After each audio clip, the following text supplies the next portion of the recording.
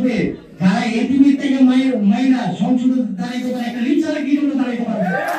ছাত্ররা না নাইকা সংসদে যেতে পারে, একটা রিক্সাওয়ালা কি জন্য যেতে পারে?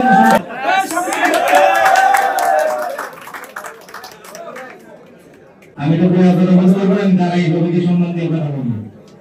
বিগত 52 বছর শ্রমজীব যারা দিয়েছে, তারা কিন্তু নির্বাচন হয়েছে, তারা কিন্তু কোনো সরকারের তো কোনো কিছু পায়নি, তারা সব থেকে কিন্তু বঞ্চিত হয়েছে।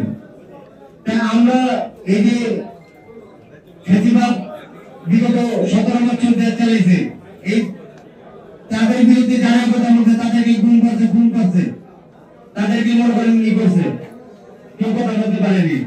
এখন আমি একটা সংসদ নির্বাচনে দাঁড়াইছি, বিভিন্ন ফেসবুকে বিভিন্ন ধরনের কথা বলতেছে। ভাই আমরা ওসব ধরনের কথা বলা করি না, আমরা গুলিকে ভয় পাইনি। আমার সাথে ভাই যারা সত্যি কথা, আমার সাথে কোনো কর্মী নাই, আমি কোনো কর্মী নিয়ে শুনি না, আমার সাথে সাধারণ জনগণ আছে, আমার সাথে সাধারণ ছাত্র আছে, আমার সাথে সাধারণ প্রবাসীরা আছে। আমার গায়ে যদি কেউ একটা হাত দেয়, এই বাংলাদেশের মানুষ কেউকে ছাড়বে না। আমি সংসদে দাঁড়াইতে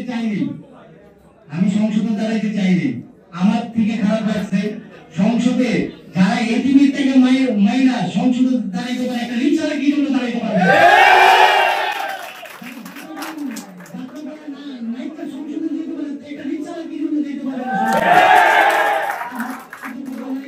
আমি একটা কথাই বলতে চাই, আমি জনগণের পক্ষে, আমি রিক্সাওয়ালাদের পক্ষে, আমি শ্রমিকদের পক্ষে। শ্রমিক যেই দামি বিপদে করবে ওই দামি সুযোগ বুক পেতে দাঁড়াবে।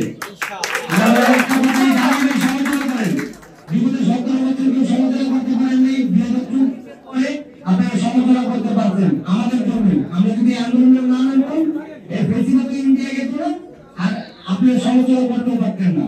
এলাকায় সমালোচনা করেন, যত সমালোচনা করবেন তত শুধু শক্তিশালী হবে।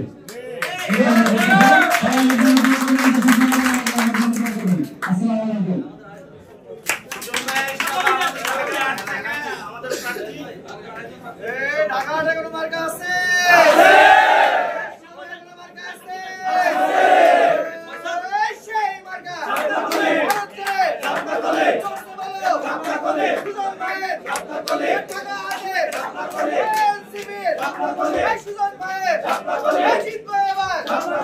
সংসদে